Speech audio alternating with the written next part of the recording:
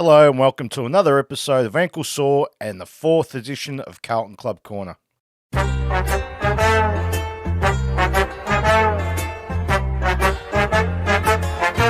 Since our last episode, we've beaten North Melbourne and Fremantle in gather round. Let's start with North. To be honest, there's not much to say here. We beat the bottom four team, beat them comfortably as we should. Charlie and Harry kicked 9 out of the 20 goals or 21 goals. The end. That's about it. We came, got the 4 points, went. It was Good Friday. North put up somewhat of a fight, but let's be honest. If we're going to finish top four, we need to be beating the likes of North Melbourne without any hassles. So let's get on to Fremantle. Where do I start here? Let's start by saying we're very, very lucky to win this one. For 3.5 quarters, we played Fremantle's game. That rubbish style of just, scrappy football, which I can't stand. But that's besides the point.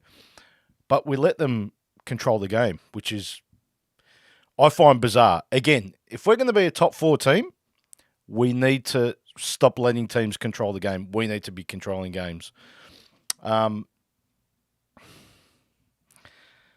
This same thing happened last year in round 3 against GWS. We beat them by 10 points, and literally the exact same thing happened. We got a descent free kick, top of the square, kicked the goal, won the game by 10 points. Same thing that happened against Fremantle. We'll kick the goal. That was very lucky to be paid.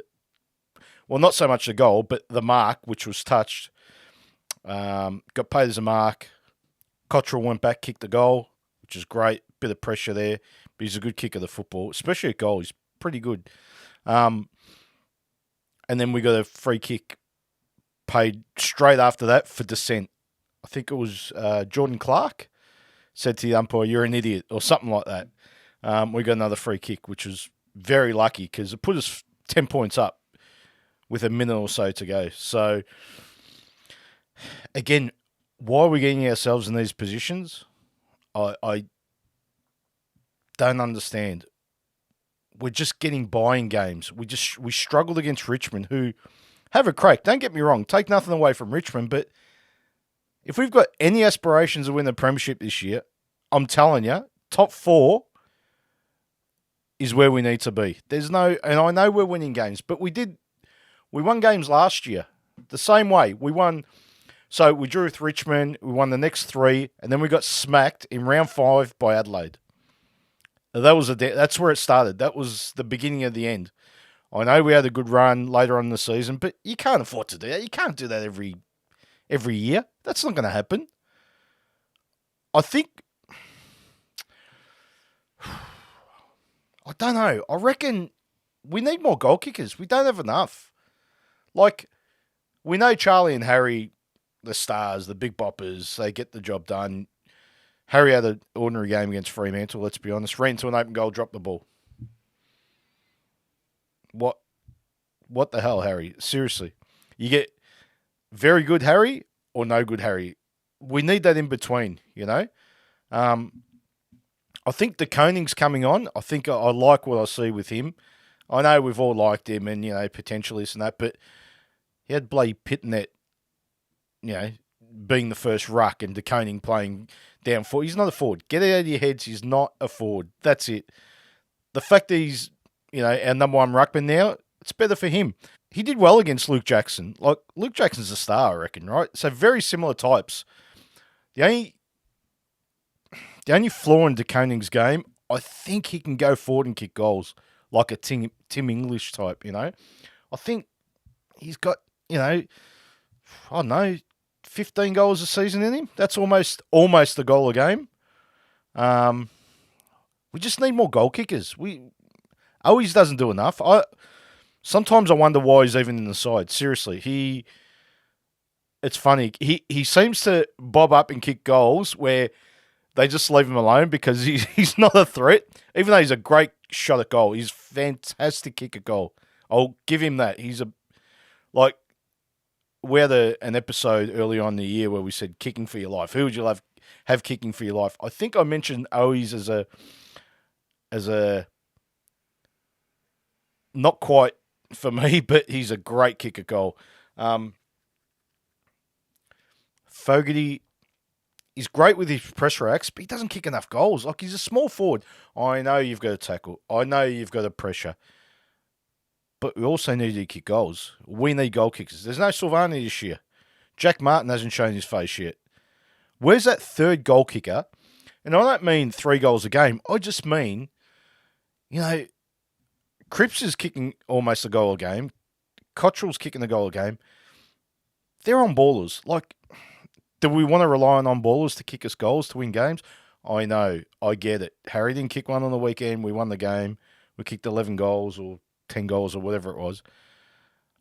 But we're not winning a premiership kicking 11 goals. I promise you. If we had multiple threats, I think it's there for us this year. Multiple threats up forward, and I think it's there. Durden's another one. Like, he doesn't kick enough goals. Personally, I think Motlop is a big plus for us when he comes back. I think he's got that X factor that we need. It's not Fantasia, it's not Durden, it's not Fogarty. Now, albeit they can play, but who gets shifted out? I reckon Owies is the one to go.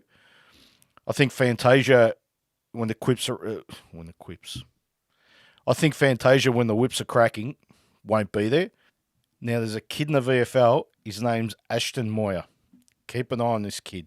He's a goal kicker, and he's got some X factor about him. Like, there's just something about this kid. Don't get me wrong. He's raw. He's 19, but he knows where the goals are. You can't teach that. I'm telling you, you cannot teach where the goals are. You can teach the tackling. You can teach the athleticism to a point. You can teach the fitness to a point. You can't teach the X factor. Cosy Pickett's got it. Players like that. Waitman's got it from the Bulldogs. X factor. Bob up, kick goals when you need him to kick goals. This kid, Ashton Moyer, he's about a 6'4", 190 centimetre half-forward flanker. He reminds me a little bit of Kenny Hunter. Like, he's got the same build as Kenny Hunter. A little bit bigger, but he's a Kenny Hunter type. But he's a left footer. He's got some class about him. I don't know. He could be a dark horse second half of the season. So just keep an eye out for him. Anyway, we've got the Adelaide Crows this week in Melbourne. They haven't won a game this year. They'll be desperate to win a game. So Carlton, I'm telling you, bring your A game. They're going to be switched on. I know they're not the best team in it, but as you know in football, if you're 1% off, you're going to struggle. So don't leave it to the last quarter, third quarter. Come out, hit them hard. 7 goals in the first quarter. Put the game away. Then you can control the game. That's what I want to see this week. I don't want to see a fight with Adelaide. We shouldn't be fighting with these lower teams. It shouldn't happen. So bring your A game. Let's get done with Adelaide. Then I believe we've got Collingwood or Geelong. So the hard games are coming. Let's come out and go 100 miles an hour. Because we haven't been doing that lately, and I don't like it. So there you have it. Another episode of Carlton Club Corner in the books. Let me know in the comments what you thought. Love reading your comments, and I will reply to all of you. Go Blues, and see you on the next one.